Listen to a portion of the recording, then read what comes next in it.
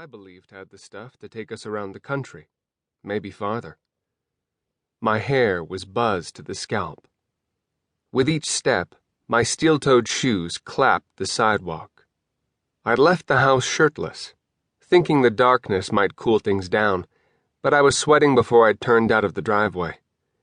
Though I considered myself a shade too pale, a few pounds too skinny, just then I was unashamed. No one was around to see. My pace doubled as I scanned the street, keeping an eye out for the headlights of my sister Caitlin's Ford Escort. 6 hours earlier, our dad had made off with her beloved two-door, driving straight from the parking lot of Brighton Center for Recovery to who the hell knew where. The moon, probably. Over the rainbow.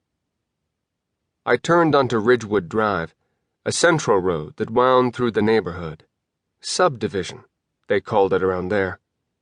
Friday night, yet the streets were so still, so quiet. My footsteps echoed off garage doors.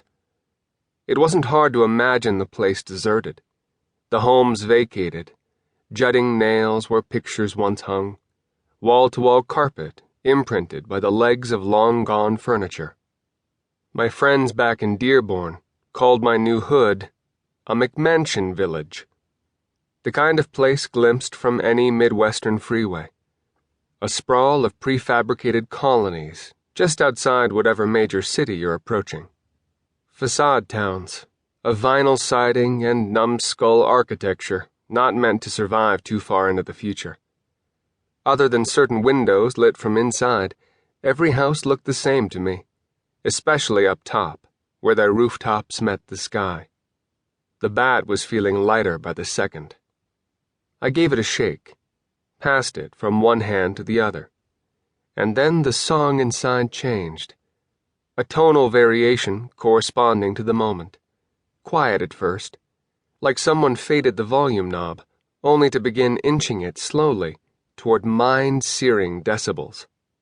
Back at our house, Mom and Caitlin had gone to bed nervous, mounting the stairs as though, before they reached the top, they might hear the escort pulling into the driveway. Still, like any other night, they'd yanked their blonde hair into ponytails and scrubbed the day from their faces. If I knew them at all, there'd be some prayers going on. They hadn't said much, other than, "I don't believe this." They hadn't quite learned to speak the words, crack cocaine, and neither had I.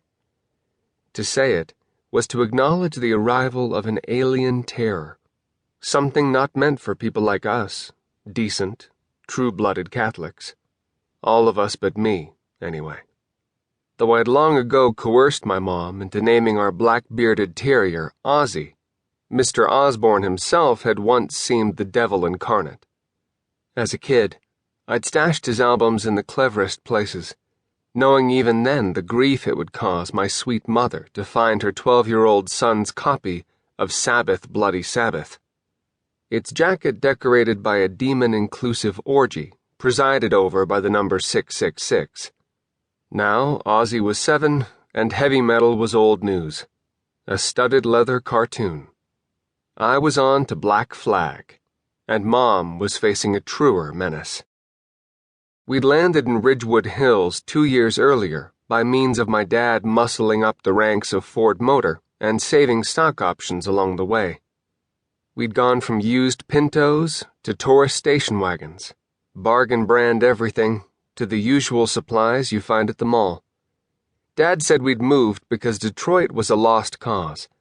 A maniac on Greenfield Avenue had flashed a knife at my mom just before our place went on the market. Truly, the motive had been to widen the distance between him and the drug netherworld. Mom hoped a move 20 minutes west would do the trick, to this town whose name I rarely spoke. The sidewalks had no crabgrass. The cars were new, tucked into garages, sodded lawns and rock gardens, motion sensor lights tripping on when the wind blew. The lie I told most often was that I still lived in Dearborn, the city I'd been raised in, 15 minutes from the Ambassador Bridge and flanked by Detroit to the north and east.